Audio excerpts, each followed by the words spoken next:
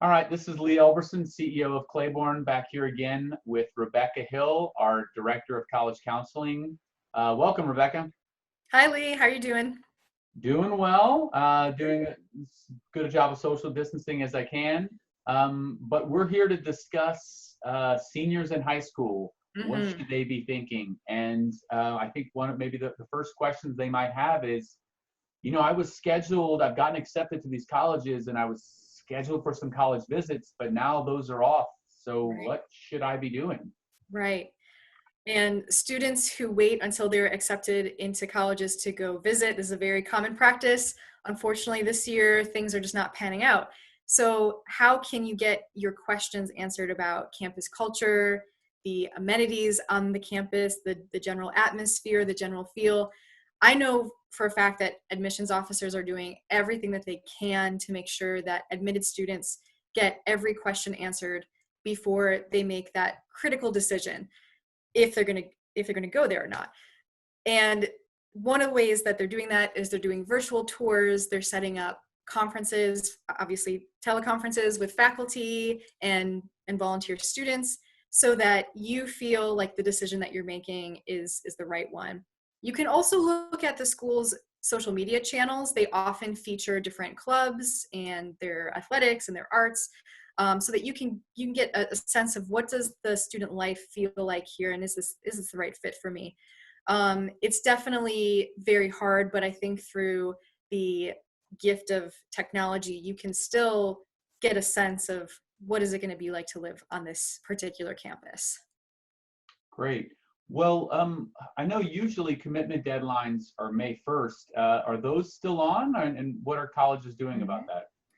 Many colleges have decided to extend the commitment day, which is generally May 1st. This year, a lot of colleges understand that admissions decisions are getting out a little bit later than normal. So they've moved that to June 1st. I know that for some students, if they've been accepted into multiple colleges, they're at a little bit of a crossroads because they have to make decisions for May 1st for some schools and June 1st for other schools. Keep in mind, again, admissions officers are being incredibly lenient at this time in these unprecedented waters. Are definitely willing to talk to you. If there's still a chance that you will commit to a certain school, you can ask for a couple of extra weeks to make a final decision. Great. I guess one of the hard and scary questions is, how is this COVID-19 pandemic going to affect my financial aid package? That is a very good question. And I know that smaller schools or state schools are struggling to keep up with the financial aid promises, but they are going to carry through with them.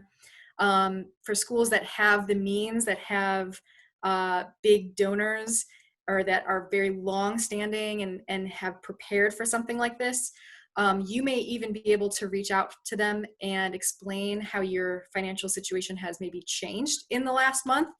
One of the best things that you can do is log on to FAFSA and update that form with anything that has changed in terms of your family's income, where you live, property holdings, things like that.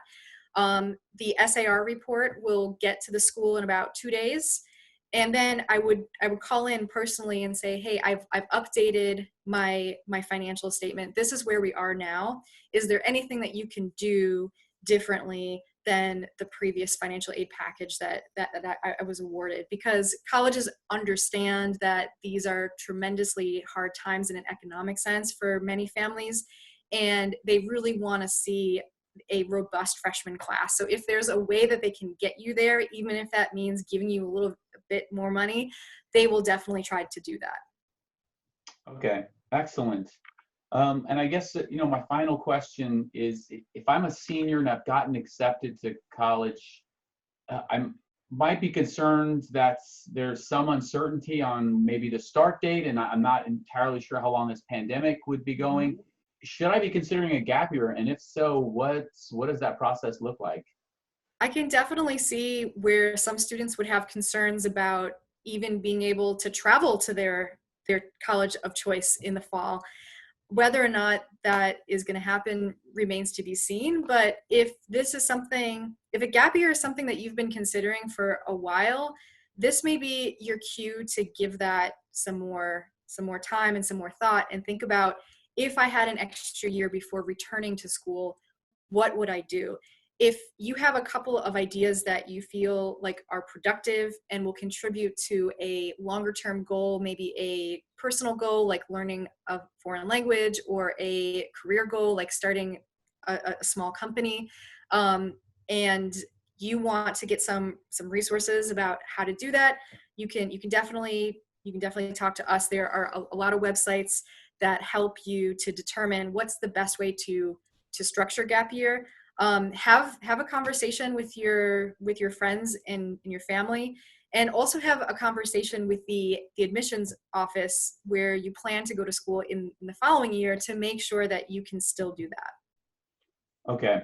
And I guess just a touch point on that, if I have gotten accepted to college and I did already get a financial aid package, does gap year affect, does it usually affect your acceptance into the school? And the follow-up is does it usually affect your financial aid package at that school? I don't anticipate that it's going to affect any financial aid packages. That's a commitment that is made on the honor system on the part of the university, and they do want to do right by their students. But again, these are strange times. So if that is something that you are worried about, the best thing to do is to contact the individual colleges. All of them are in a different financial situation. Okay, great. Well, thanks so much, Rebecca. Really appreciate your time and your expertise in helping out our seniors. Of course, you're welcome. Thanks so much. Bye.